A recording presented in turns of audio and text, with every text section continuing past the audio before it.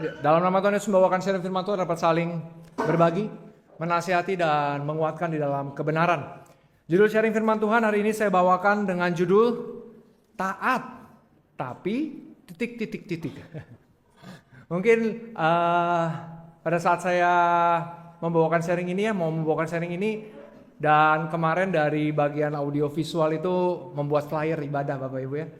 Bisa ditampilkan nggak ya? Flyer ibadahnya, lucu tadi itu ya.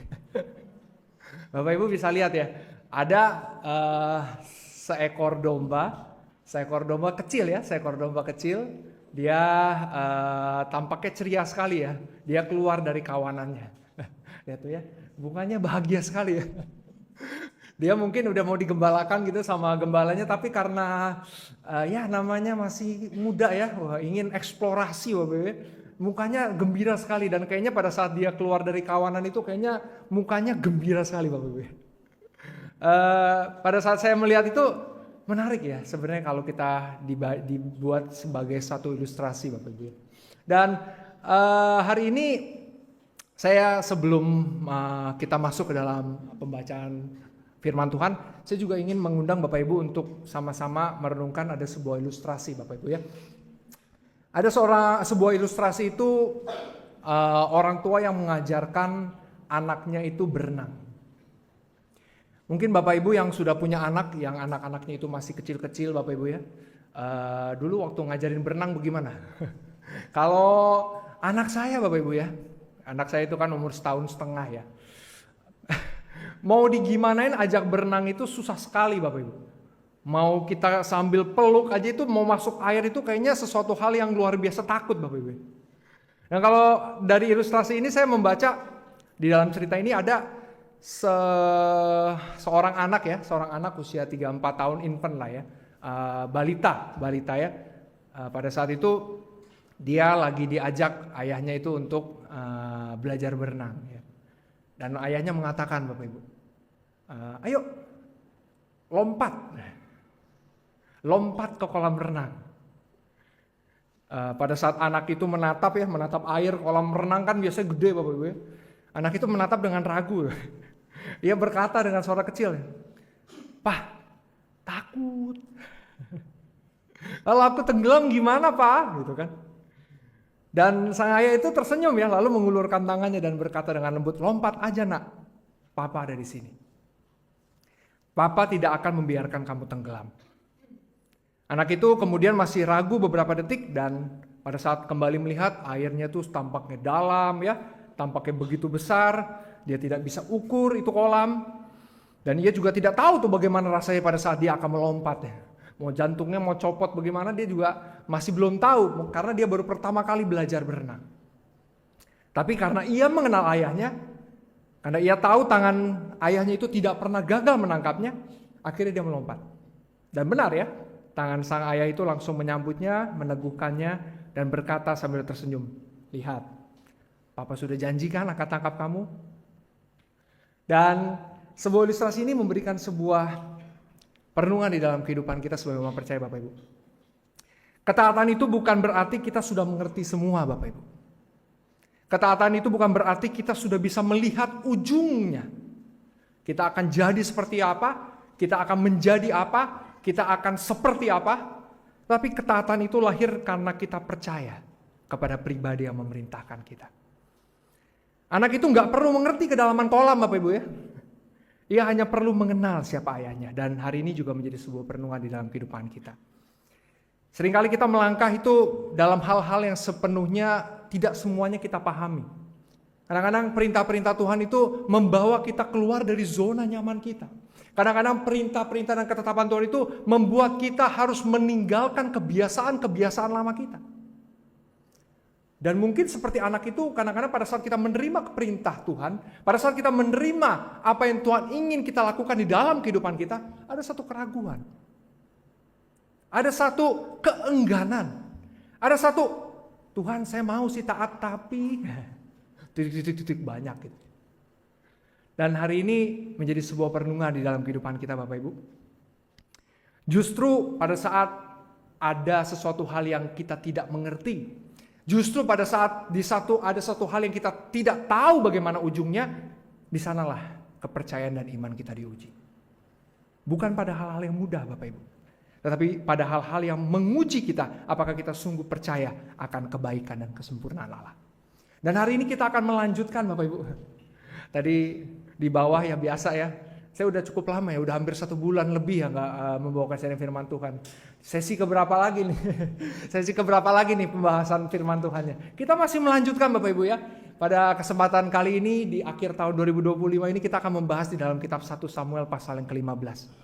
Kita akan melihat bagaimana Raja Saul, seorang raja yang begitu diurapi, seorang raja yang begitu memiliki talenta yang luar biasa, seorang raja yang begitu memiliki karisma yang luar biasa, tetapi akhirnya mengambil jalan hidup yang akhirnya dia tidak bisa kembali lagi dan akhirnya kehilangan semua.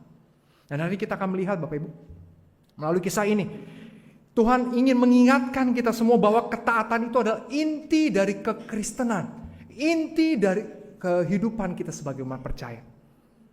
Karena kasih kepada Tuhan tanpa ketaatan itu hanya teori Bapak Ibu. Iman kepada Tuhan tanpa ketaatan itu hanya ucapan bibir belaka. Dan hari ini kita akan belajar Bapak Ibu. Kita akan belajar dari kisah Saul ini sebagai satu perenungan dan refleksi di dalam akhir tahun 2025 ini. Agar kita tidak hanya memulai dengan baik Bapak Ibu ya, tetapi kita juga mengakhiri dengan setia. Dan kita mau belajar untuk hidup tanpa tapi. Kita mau belajar untuk taat tanpa tapi di dalam kehidupan kita. Mari kita sama-sama buka Alkitab kita di dalam kitab 1 Samuel pasal yang ke-15. Ayat yang pertama sampai yang ketiga. 1 Samuel pasal yang ke-15. Ayat yang pertama sampai ketiga. Saya akan membacakan bagi Bapak Ibu saudara-saudara sekalian semua. 1 Samuel pasal yang ke-15. Ayat yang pertama sampai ayat yang ketiga. Saul ditolak sebagai raja. Ayat yang pertama, berkatalah Samuel kepada Saul, aku telah diutus oleh Tuhan untuk mengurapi engkau menjadi raja atas Israel, umatnya. Oleh sebab itu, dengarkanlah bunyi firman Tuhan. Beginilah firman Tuhan semesta alam, aku akan membalas apa yang dilakukan orang Amalek kepada orang Israel, karena orang Amalek menghalang-halangi mereka ketika orang Israel pergi dari Mesir. Jadi, pergilah sekarang, kalahkanlah orang Amalek, tumpaslah segala yang ada padanya, dan janganlah ada belas kasihan kepadanya. Bunuhlah semuanya, laki-laki maupun perempuan, kanak-kanak maupun anak-anak yang menyusu, lembu maupun domba, unta maupun keledai. Kalau kita membaca 3 ayat ini Bapak Ibu ya, di telinga orang modern seperti kita pada hari ini suatu perintah yang sangat-sangat kurang masuk akal Bapak Ibu ya. Sangat-sangat keras dan sangat-sangat tidak ada kemanusiaan Bapak Ibu ya. Dan kalau Bapak Ibu membaca di kupasan-kupasan firman Tuhan, ayat-ayat ini banyak dipakai oleh orang-orang non-Kristen Bapak Ibu. Untuk apa? Untuk menghardik orang Kristen. Katanya Tuhan itu penuh kasih.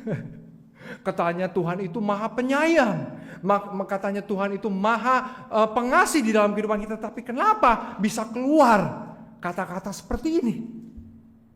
Bahkan Bapak Ibu, bagi orang-orang percaya pun dilema ini masih ada Bapak Ibu.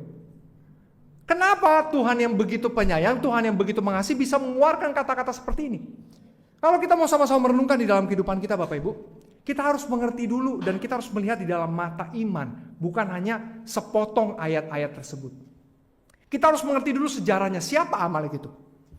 Kalau kita melihat di dalam firman Tuhan, di dalam kitab Taurat, kita mengerti Amalek itu adalah keturunan siapa? Keturunan Esau Bapak Ibu ya. Masih kerabat daripada umat Israel. Masih kerabat, masih saudara jauh. Tetapi mengapa Tuhan sampai mengeluarkan perintah yang seperti ini? Mari kita sama-sama buka di dalam kitab Ulangan pasal yang ke-25. Ulangan pasal yang ke-25. Ulangan pasal yang ke-25.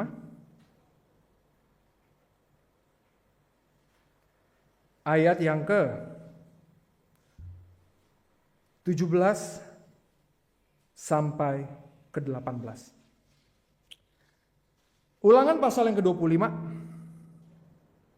ayat yang ke-17 sampai ke-19. Saya akan bacakan. Ayat 17, ingatlah apa yang dilakukan orang Amalek kepadamu pada waktu perjalananmu keluar dari Mesir, bahwa engkau didatangi mereka di jalan dan semua orang lemah pada barisan belakangmu dihantam mereka, sedang engkau lelah dan lesu, mereka tidak takut akan Allah. Jadi pada saat itu Bapak Ibu, pada saat bangsa Israel baru keluar dari tanah Mesir, orang-orang Amalek adalah orang-orang yang pertama itu menyerang bangsa Israel. Dan kalau namanya perang Bapak Ibu ya, biasanya kan perang itu kan anggota pasukan bersenjata melawan pasukan bersenjata. Enggak Bapak Ibu. Apa yang dilakukan oleh orang Amalek? Pada saat bangsa Israel masih dalam keadaan letih, pada saat bangsa Israel masih dalam keadaan lesu, mereka menyerang dari belakang. Kalau orang-orang yang di belakang pada saat perjalanan itu, siapa Bapak Ibu? Biasanya perempuan, biasanya anak-anak, biasanya lansia, biasanya orang-orang yang sakit, diterkam oleh mereka seperti serigala dan dimusnahkan oleh mereka. Dan ini juga sudah berlanjut berpuluh-puluh tahun kemudian. Pada saat bangsa Israel menetap di tanah Kanaan pun ini merupakan musuh bebuyutan yang terus-menerus mengganggu keamanan bangsa Israel pada saat itu. Dan perintah Tuhan pada saat itu bukan kucuk-kucuk Bapak Ibu ya, bukan tiba-tiba, langsung. Ini sudah terjadi ratusan tahun pada saat bangsa Israel itu akhirnya diperintahkan Tuhan untuk dapat menumpas Amalek. Dari kejadian keluar dari tanah Mesir sampai kejadian Raja Saul itu sudah ratusan tahun, minimal 400 sampai 500 tahun Bapak Ibu. Berarti Tuhan sudah memberikan waktu yang begitu lama kepada bangsa Amalek untuk dapat mengadari dan bertobat dari kelakuannya, tetapi tetap tidak dilakukan. Dan hari ini menjadi sebuah perenungan di dalam kehidupan kita Bapak Ibu. Hari ini kita sebagai umat percaya memiliki satu kecenderungan Bapak Ibu ya. Kita seringkali itu ingin memisahkan kasih dan keadilan Allah di dalam kehidupan kita. Seolah Allah itu hanya harus lembut dan tidak boleh menghukum. Tetapi kasih yang sejati tidak dapat dipisahkan dari keadilan Bapak Ibu. Seorang orang tua, ayah atau ibu yang terus membiarkan anaknya hidup di dalam kesalahan, hidup di dalam hal-hal yang tidak baik, tanpa pernah menegur, tanpa pernah memberitahu, tanpa pernah menghukum, itu bukan ayah yang penuh kasih Bapak Ibu. Coba saya tanya di sini. Ibu-ibu ya. Bapak-bapak ya. Kalau anaknya bandel ada yang dibiarin? Kita aja bisa membedakan yang mana yang merupakan kasih dan mana yang merupakan satu pendidikan yang baik bagi anak-anak kita. Apalagi Tuhan Bapak Ibu. Pada saat kita telah diberikan waktu yang begitu lama untuk dapat mengintrospeksi kehidupan kita, tapi kita tidak dapat juga berbalik kepada Tuhan, itulah pada saatnya Tuhan akan memberikan keadilan di dalam kehidupan kita. Ayah yang seperti itu, orang tua yang seperti itu bukan mengasihi anaknya Bapak Ibu, tetapi adalah orang tua yang abai kepada anak-anaknya. Dan hari ini menjadi sebuah perenungan di dalam kehidupan kita Bapak Ibu. Nabi Nahum juga memberikan satu nasihat yang sangat baik di dalam kehidupan kita. Mari kita sama-sama buka di dalam Nahum pasal yang pertama. Nahum pasal yang pertama, ayat yang kedua, ayat dan yang ketiga. Nahum pasal yang pertama, ayat yang kedua dan yang ketiga. Ayat yang kedua, Tuhan itu Allah yang cemburu dan pembalas. Tuhan itu pembalas dan penuh kehangatan amarah. Tuhan itu pembalas kepada para lawannya dan pendendam kepada para musuhnya. Tuhan itu panjang sabar dan besar kuasa. Tetapi ia tidak sekali-kali membebaskan dari hukuman orang yang bersalah. Ia berjalan dalam puting beliung dan badai, dan awan adalah debu kakinya. Nabi Nahum memberikan sebuah gambaran yang sangat baik di dalam kehidupan kita. Sebuah kontras Bapak Ibu. Allah itu Allah yang kasih, amin Bapak Ibu. Allah yang begitu penyayang, begitu pengasih, amin. Tapi Allah adalah Allah yang adil di dalam kehidupan kita. Dan hari ini menjadi sebuah perenungan di dalam kehidupan kita. Apabila hari ini kita masih di dalam keadaan baik-baik saja, apabila kita masih di dalam kehidupan kita yang penuh dengan kesalahan dan begitu banyak hal-hal yang kita lakukan tidak sesuai dengan kehendak Tuhan, bukan berarti Tuhan itu abai Bapak Ibu. Tuhan masih memberikan kesempatan kepada kita bagi anak-anaknya untuk dapat berbalik kepadanya. Tapi pada saatnya nanti, Tuhan itu adalah Tuhan yang adil Bapak Ibu. Bukan berarti percaya, sekali dibaptis, udah gak apa-apa, bebas melakukan kesalahan. Bukan Bapak Ibu ya.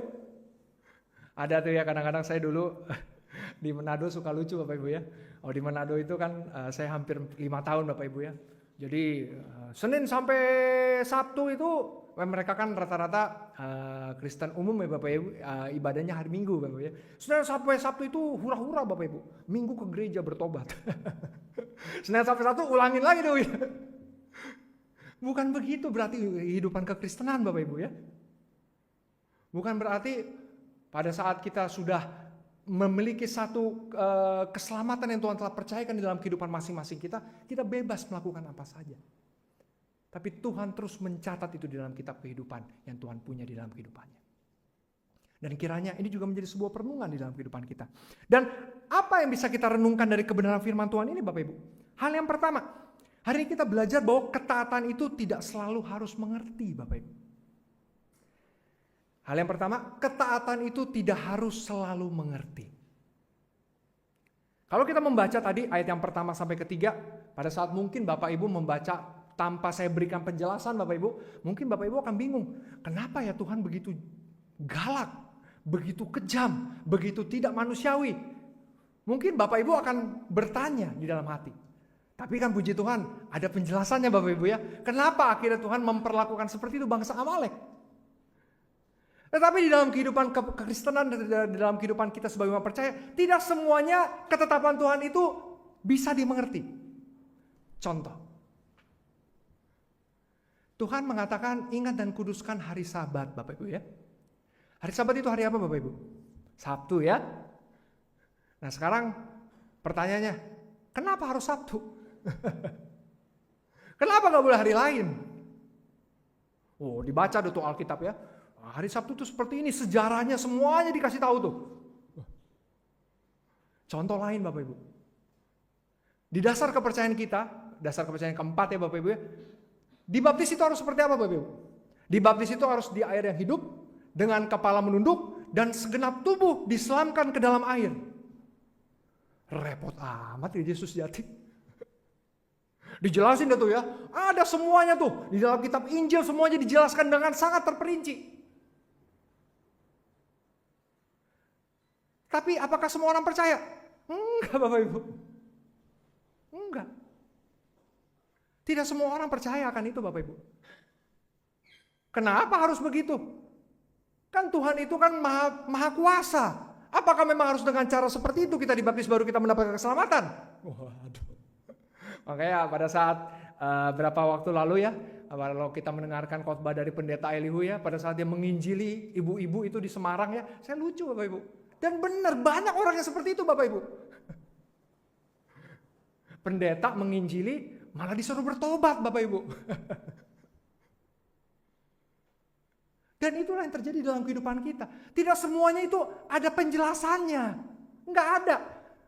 Enggak semuanya itu bisa dijelaskan. Ada tahap-tahap tertentu itu kita harus mempercayai itu dengan iman. Enggak ada penjelasannya lagi. Enggak ada. Tertulis seperti itu, mau nggak kita percaya? Makanya kenapa? Karena hal-hal seperti inilah, karena ketaatan yang dipunya oleh banyak orang percaya tidak harus disertai dengan pengertian di dalam kehidupan mereka, makin banyaklah ajaran-ajaran yang lain di dalam kehidupan kita di dunia ini. Golongan gereja, denominasi gereja, begitu banyak Bapak Ibu. Kenapa? Karena semuanya menganggap harus ada sesuai dengan logika mereka. Ada gereja yang harus sesuai dengan ilmu pengetahuan. Ada gereja yang seperti ini, ada gereja yang seperti itu. Karena apa? Karena tidak mau taat seutuhnya. Karena mereka harus disertai dengan sebuah pengertian di dalam kehidupan mereka, baru mereka mau percaya. Dan hari ini menjadi sebuah perenungan di dalam kehidupan kita Bapak Ibu. Seperti ilustrasi anak tadi Bapak Ibu. Di dalam kehidupan kita, tidak semua perintah dan ketetapan Tuhan itu harus kita mengerti Bapak Ibu. Tapi yang harus menjadi dasar di dalam keimanan kita, di dalam ketaatan kita adalah bagaimana kita mengerti siapa yang memberikan perintah itu di dalam kehidupan kita. Apakah yang memberikan perintah itu pengurus? Apakah yang memberikan perintah itu pendeta? Apakah yang memberikan perintah itu penatua? Bukan, Bapak Ibu. Yang memberikan perintah itu Tuhan sendiri melalui firman yang Tuhan telah berikan di dalam kehidupan kita. Tapi mau gak kita taat? Kembali kepada diri kita. Dan hari ini menjadi sebuah perenungan di dalam kehidupan kita, Bapak Ibu. Kalau kita hari ini bercermin ya di dalam kehidupan pribadi kita, hari ini juga di dalam kehidupan kita banyak hal-hal yang terjadi itu, Tuhan mengizinkan banyak hal yang terjadi itu, hal-hal yang tidak kita pahami dalam kehidupan kita. Contohnya apa? Kadang-kadang di dalam kehidupan kita sebagai orang percaya ada sakit yang tidak kunjung sembuh, Bapak Ibu. Di dalam kehidupan kita ada doa yang terus sepertinya itu senantiasa menggantung, tidak ada jawaban, Bapak Ibu. Di dalam kehidupan kita sepertinya tahun 2025 ini, Bapak Ibu ya, khususnya rasanya tuh semakin berat, Bapak Ibu ya. Bukannya semakin banyak berkat, tapi sepertinya semakin berat, Bapak Ibu. Di dalam kehidupan kita juga kadang-kadang jalan hidup kita itu sepertinya tidak sesuai dengan apa yang kita harapkan. Resolusi tahun 2025, coba kita lihat lagi ya. Berapa banyak yang sudah tercapai, Bapak Ibu ya. Dan berapa banyak yang gugur. Kita ingin seperti ini, kita ingin seperti ini, kita ingin mencapai ini, kita ingin mencapai itu. Tapi sepertinya banyak hal itu tidak terjadi sesuai dengan apa yang kita inginkan dan kita harapkan di dalam kehidupan kita, Bapak Ibu. Karena sebagai orang percaya kita akan timbul pertanyaan. Kita sudah taat kepada Tuhan. Kita sudah percaya kepada Tuhan. Kita sudah datang beribadah. Kita sudah melayani. Kenapa masih banyak hal-hal yang terjadi tidak sesuai dengan apa yang kita harapkan? Dan ini menjadi sebuah perenungan di dalam kehidupan kita, Bapak Ibu. Nabi Yesaya memberikan sebuah nasihat yang sangat baik di dalam kehidupan bangsa Israel dan kepada kita semua pada hari ini. Mari kita sama-sama buka di dalam Yesaya pasal 55. Yesaya pasal yang ke-55. Yesaya pasal yang ke-55 ayat yang ke-8 dan ke-9. Yesaya pasal yang ke-55 ayat yang ke-8 dan ke-9. Saya akan bacakan bagi Bapak Ibu Saudara-saudari sekalian semua. Ayat yang ke-8, sebab rancanganku bukanlah rancanganmu dan jalanmu bukanlah jalanku. Demikianlah firman Tuhan. Seperti tingginya langit dari bumi, demikianlah tingginya jalanku dari jalanmu dan rancanganku dari rancanganmu. Dan hari ini Nabi Yesaya memberikan sebuah pengingat di dalam kehidupan kita semua sebagai orang percaya. Ketika kita tidak mengerti, Bapak Ibu, ketika kita tidak paham apa yang Tuhan izinkan terjadi dalam kehidupan kita, Tuhan bukan sedang meninggalkan kita. Tetapi di sanalah justru Ia membentuk iman kita, mengajar kita untuk dapat bersandar penuh kepada Tuhan, bukan pengertian kita sendiri. Dan hari ini, hal yang pertama Bapak Ibu, ketaatan yang sejati bukan berarti kita mengerti semua yang Tuhan mau terjadi dalam kehidupan kita, Bapak Ibu. Tetapi bagaimana kita mau belajar untuk taat tanpa selalu mengerti, karena Tuhan yang memerintahkan itu di dalam kehidupan kita. Hal yang kedua, mari kita kembali melihat di dalam 1 Samuel pasal yang ke-15, ayat yang ke-4 sampai ke-6. 1 Samuel pasal yang ke-15, ayat yang ke-4 sampai yang ke-6. 1 Samuel pasal yang ke-15, ayat yang ke-4. Ayat yang ke-4, lalu Saul memanggil rakyat berkumpul dan memeriksa barisan mereka di Telaim. Ada 200.000 orang pasukan berjalan kaki dan 10.000 orang Yehuda. Setelah Saul sampai ke kota orang Amalek, disuruhnyalah orang-orang menghadang di lembah. Berkatalah Saul kepada orang Keni, berangkatlah, menjauhlah, pergilah dari tengah-tengah orang Amalek, supaya jangan kulenyapkan kamu bersama-sama dengan mereka. Bukankah kamu telah menunjukkan persahabatanmu kepada semua orang Israel ketika mereka pergi dari Mesir? Sesudah itu menjauhlah orang Keni dari tengah-tengah orang Amalek. Bapak Ibu, setelah menerima perintah dari Tuhan, Saul mengumpulkan tentara, Bapak Ibu ya. Ada 200.000 pasukan berjalan kaki dan 10.000 orang Yehuda, Bapak Ibu, dipersiapkan untuk memerangi bangsa Amalek, Bapak Ibu. Tetapi sebelum mereka mau berperang melawan bangsa Amalek, ada sebuah detil kecil yang dituliskan oleh firman Tuhan, Bapak Ibu. Dikatakan apa? Saul menyuruh orang Keni untuk pergi dari tempat kediamannya supaya mereka tidak ikut dibinasakan pada saat mereka berperang melawan bangsa Amalek. Kalau kita sama-sama merenungkan Bapak Ibu, ini sepertinya detail kecil yang disisipin gitu. Detail kecil ya, sampingan lah ya. Ini apa ini, ada sisipan begitu, iklan Bapak Ibu. Tapi kita harus memahami dan mengerti Bapak Ibu ya, tidak ada satu titik pun di dalam firman Tuhan itu adalah kata-kata yang percuma Bapak Ibu. Tidak ada satu nota pun yang percuma ditulis oleh Tuhan untuk kita jadikan sebuah pembelajaran. Kalau kita melihat siapa orang Keni. Orang Keni ini merupakan keluarga dari mertua Musa Bapak Ibu ya. Mertua namanya Yitro. Dan pada saat bangsa Israel itu keluar dari Mesir menuju ke tanah Kanaan, orang-orang Keni adalah orang-orang yang membantu Musa, membantu orang Israel di dalam perjalanan mereka Bapak Ibu. Dan dikatakan Tuhan mengingat kasih yang sudah mereka berikan. Dan makanya pada saat itu Saul mengatakan apa?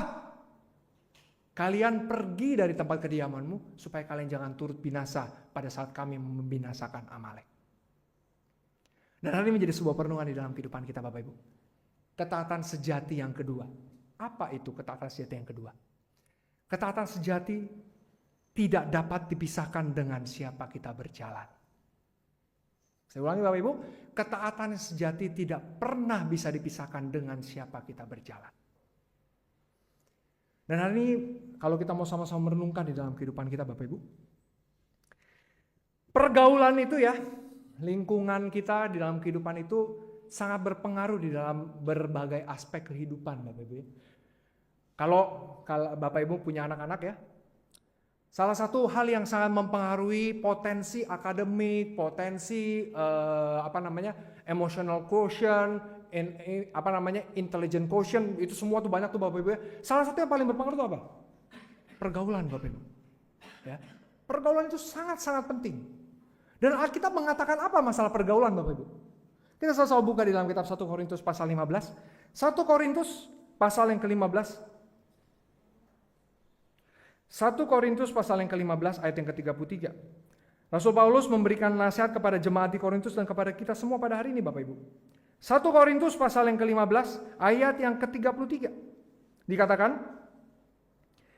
janganlah kamu sesat, pergaulan yang buruk merusakkan kebiasaan yang baik. Rasul Paulus memberikan sebuah nasihat yang sangat tegas Bapak Ibu kepada jemaat di Korintus dan kepada kita semua pada hari ini. Hari ini kita mungkin punya niat yang tulus ya untuk taat. Untuk mencoba untuk dapat mengikuti apa yang Tuhan perintahkan di dalam kehidupan kita. Tapi kalau kita terus hidup di dalam lingkungan yang salah, bagaimana kita hidup terus di dalam lingkungan yang menganggap firman Tuhan itu sebagai hal yang tidak penting? Bagaimana kita terus hidup di dalam lingkungan di mana nilai-nilai rohani itu dia anggap sebagai satu yang kolot? Bagaimana kita terus hidup di dalam kehidupan lingkungan kita di mana dosa dianggap sebagai sesuatu yang biasa?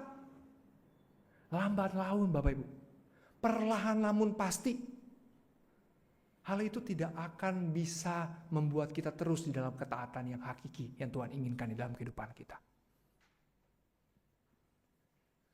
Hari ini saya sangat-sangat bersyukur ya. Banyak sekali jemaat-jemaat di gereja Sunter itu banyak yang diberkati Bapak Ibu ya. Pergi ke luar negeri Bapak Ibu ya. Dan saya sangat mengamini hal itu hal yang sangat baik ya Bapak Ibu ya. Dan kita tidak perlu khawatir sebenarnya. Asal apa? Asal dari kecil bagaimana kita sudah ajarkan anak-anak kita itu untuk memiliki satu pengenalan yang baik akan firman Tuhan. Nah yang menjadi permasalahan Bapak Ibu, kalau anak-anak itu ya Bapak Ibu ya, kalau kita tidak mendidik itu dari kecil, kalau kita tidak mendidik itu dari mula-mula kehidupan mereka, kita selalu berpikir yang paling penting itu pendidikan. Ya udahlah, nanti pendidikan itu asal ada aja lah, pendidikan rohani ya. Pendidikan rohani itu asal ada aja. Yang penting pendidikan ya. Sekolah internasional, bahasa Inggris, Mandarin, bahasa Yunani, bahasa Latin, semua dipelajarin bahasa. Bagus bahasa. Nggak bisa hidup kalau bisa bahasa. Bener Bapak Ibu. Saya kalau kadang-kadang ngelihat ya, sekarang ini pendidikan itu udah makin aneh-aneh Bapak Ibu ya. Zaman dulu mungkin jadi arsitek ya, jadi dokter ya, sekarang udah computer science, coding. Waduh saya bilang, ini apa nih semua pelajaran, saya kadang-kadang nggak ngerti Bapak Ibu ya. Tapi ada orang yang cukup saya anggap bijak ya, dan cukup mempunyai satu pengaruh. Kalau kita bingung ya mau ngajarin anak itu apa, ajarin aja bahasa. Pasti bisa hidup. Karena kalau bisa bahasa itu suatu hal yang sangat penting. Mau di dalam kehidupan kita di dunia maupun di kehidupan kita di dalam gereja. Pasti bisa kepake. Wah, bener juga ya. Tapi kadang-kadang kita suka lupa Bapak Ibu ya. Pergaulan itu kita harus mengerti dulu pada saat kita mengirimkan anak-anak kita. Apa yang paling penting sebenarnya kita perhatikan? Yang kadang-kadang dilupakan oleh orang-orang tua. Orang-orang tua tuh ngeliat tuh mana kampus yang paling bagus, mana kampus yang paling murah, yang paling terjangkau itu. Karena kan sekolah di luar negeri mahal Bapak Ibu ya. Siapa yang bilang murah? Nggak ada yang bilang murah, semua mahal. Ya, mana yang paling bagus, mana yang paling murah, dan mana yang paling terjangkau. Tapi kadang-kadang kita lupa mana yang sebenarnya paling dekat untuk bisa mendekatkan anak-anak kita di dalam pergaulan yang baik. Bagaimana anak-anak kita tetap bisa bersekutu di dalam rumah Tuhan. Bagaimana anak-anak kita bisa terus mendapatkan satu siraman rohani dalam kehidupannya. Kita perhatikan nggak hal-hal itu? Kadang-kadang udah dari kecil nggak terlalu kita perhatikan masalah kerohaniannya. Pada saat dia kuliah, pada saat SMP, SMA, kita biarkan dia di luar negeri dengan dasar ada satu keinginan untuk memiliki satu pendidikan yang baik. Tapi pada saat sudah di luar, lepas kendali Bapak Ibu. Banyak gak? Banyak Bapak Ibu. Dan hari ini juga menjadi sebuah perenungan di dalam kehidupan kita Bapak Ibu. Itu masalah anak-anak kita Bapak Ibu ya. Tapi apakah selalu ya di dalam gereja itu merupakan hal yang baik? Belum tentu juga Bapak Ibu. Kenapa saya bisa katakan seperti itu? Kalau kita mendengarkan sharing firman Tuhan yang berapa waktu lalu dibawakan oleh pendeta, ada perumpamaan tentang kerajaan surga Bapak Ibu. Salah satunya apa? Lalang dan gandum. Di dalam gereja ada setan nggak? Ada setan Bapak Ibu. Dan Tuhan mengatakan dengan sangat jelas, jangan dicabut setan-setan itu.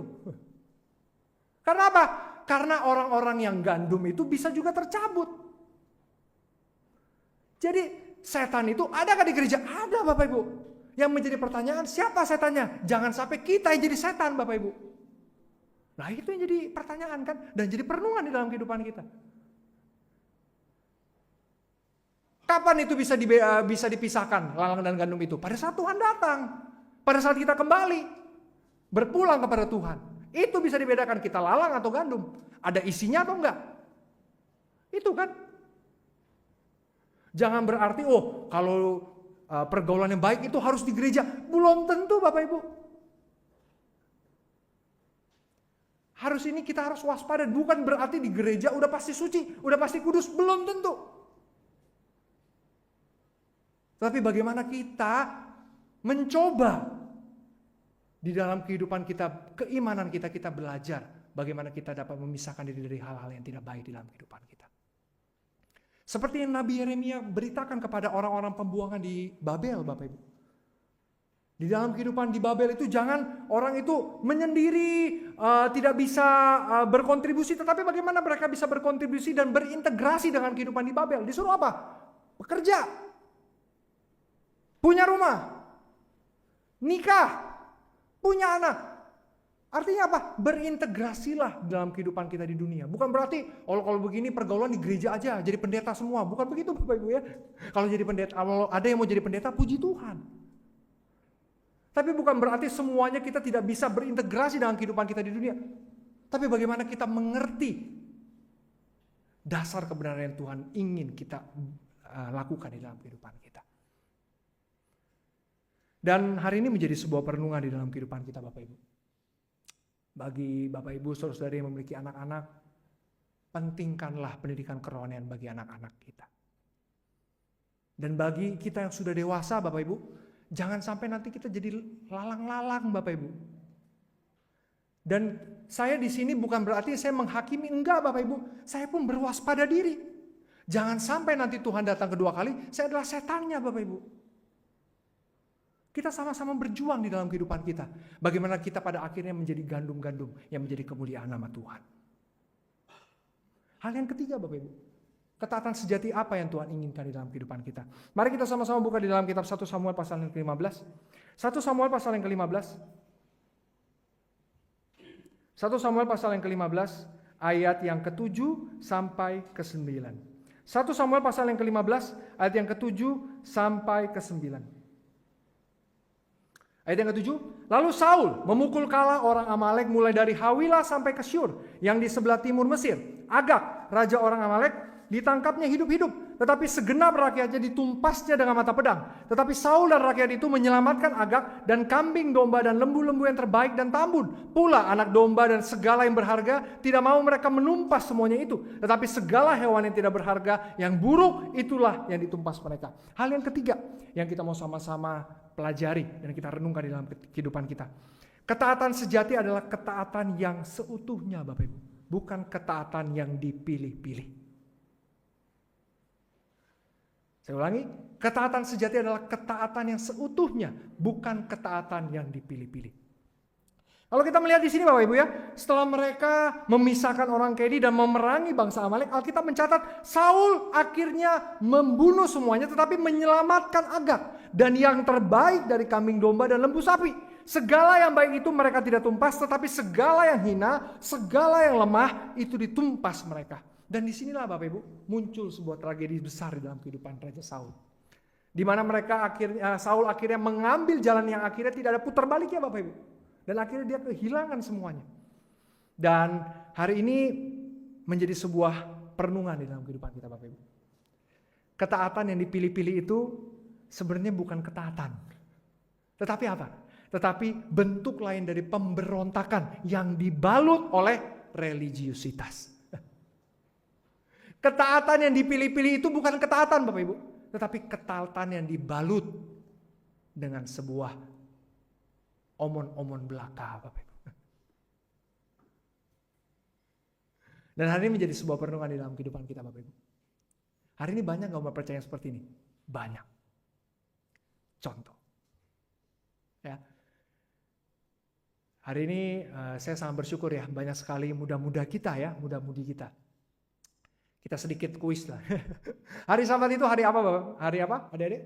Sabtu ya? Dari jam berapa? Jadi jam 6 sore sampai 6 sore hari Sabtu. Ya, itu hari Sabat. Hari ini banyak masih yang menganggap hari Sabat itu hari Sabtu aja.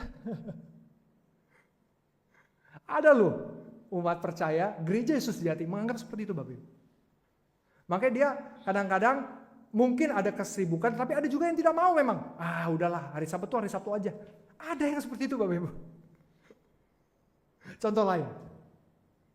Ada yang mengatakan bohong putih. Wah ini. Bohong untuk alasan baik Bapak Ibu ya.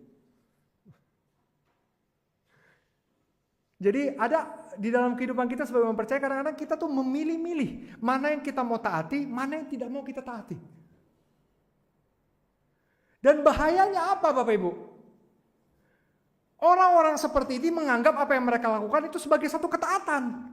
Kenapa saya bisa katakan seperti itu? Kalau kita membaca di 1 Samuel pasal yang ke-15, kita melihat ayat yang ke berapa nih? Ayat yang ke-17. Ayat yang ke mana tuh? Ayat yang ke-13. 1 Samuel pasal yang ke-15 dan ke-13. Ketika Samuel sampai kepada Saul, berkatalah Saul kepadanya, diberkatilah kiranya engkau oleh Tuhan, aku telah melaksanakan firman Tuhan. Orang-orang seperti ini berbahaya Bapak Ibu karena apa? Karena mereka menganggap, walaupun mereka pilih-pilih apa yang mereka mau lakukan, mereka melakukan firman Tuhan. Dan hari ini menjadi sebuah perenungan di dalam kehidupan kita Bapak Ibu. Pada saat kita pada saat kita melakukan firman Tuhan dengan memilih-milih mana yang menguntungkan atau tidak bagi kita. Pada saat kita melakukan firman Tuhan, pada saat kita masih memilih-milih mana yang masuk logika atau tidak. Pada saat kita melakukan firman Tuhan, mana yang menguntungkan bagi kita di mata jemaat atau tidak. Hati-hati Bapak Ibu. Jangan-jangan kita berdiri di tepi jurang yang sama seperti Saul lakukan. Kenapa? Enggak sadar Bapak Ibu. Mengatakan dengan sangat percaya diri Bapak Ibu, saya telah melakukan firman Tuhan. Ironis gak Bapak Ibu? Ironis sekali. Dan hari ini menjadi sebuah perenungan di dalam kehidupan kita Bapak Ibu. Perintah Tuhan banyak yang sulit, banyak Bapak Ibu. Sepertinya mustahil dilakukan, banyak. Bagaimana kita bisa menguduskan hari Sabat. Yang mudah-mudi bagaimana kita bisa hidup di dalam kekudusan. Bagaimana kita bisa hidup jujur. Bagaimana bisa kita hidup sesuai dengan ketetapan-ketetapan Tuhan. Gak mudah Bapak Ibu. Tapi mau gak kita belajar terus-menerus?